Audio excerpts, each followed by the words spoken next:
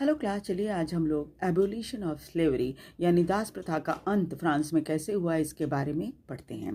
Jacobian काल में सबसे क्रांतिकारी सुधार दास प्रथा के अंत से हुआ था। फ्रेंच कॉलोनीज खासतौर पे कैरेबियन जैसे मार्टिनिक, गोल्डेलोप और डोमिनिगो में कई इंपॉर्टेंट चीज़ें जैसे टोबैको, इंडिगो, चीनी, कॉफ़ी आदि यहाँ से सप्लाई होती थी।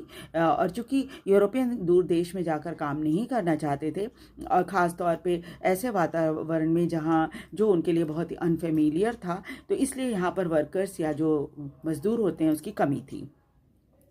यही कारण था कि दासों का व्यापार शुरू हो गया था और दासों को यूरोप, अफ्रीका और अमेरिका के में बेचा जाता था।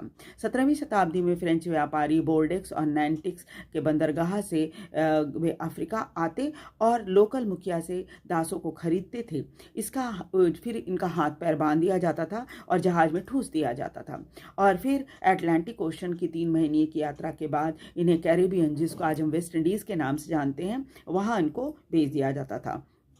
यहाँ पर इनका एक्सप्लॉयटेशन बहुत ज़्यादा होता था क्योंकि यूरोप के मार्केट में चीनी, कॉफ़ी और नील की बहुत ज़्यादा डिमांड थी। इसलिए इन दासों से बहुत ही काम करवाया जाता था, बहुत ही ज़्यादा काम करवाया जाता था। और यही कारण है कि इनको दासों को बेच कर बंदरगाह नगर बोर्डिक्स और नैंटिस के व्यापारी काफ़ी फल फूल रहे थे। मैं आपको मैप भी दिखाऊंगी जिससे आप पहचान सकेंगे कि बोर्डिक्स और नैंटिक्स जो फ्रांस में कहाँ पर है और वेस्ट इंडीज़ कहाँ पर है।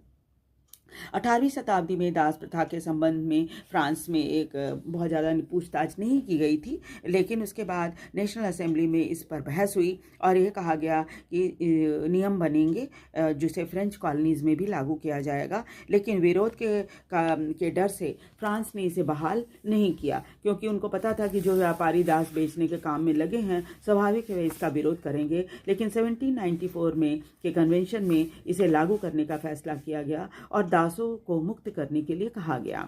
हालांकि यह नियम लगभग 10 साल तक ही चला, क्योंकि नेपोलियन के शासन संभालते ही दास प्रथा फिर से शुरू हो गई थी और आखिरकार सन 1848 में यानी 1848 में सभी फ्रेंच कॉलोनीज में दास प्रथा का अंत हो गया था। मैं आपको मैप भी दिखाऊंगी जिसमें आप देखेंगे कि नैंटिस और बोर्डेक्स कहाँ है। अक्सर मैप में, एग्ज़ाम में मैप में ये लोकेट करने के लिए आ जाता है। और ये भी देखेंगे आप कि वेस्ट इंडीज़ कहाँ पे है, जिसको कैरेबियन कहा जाता है।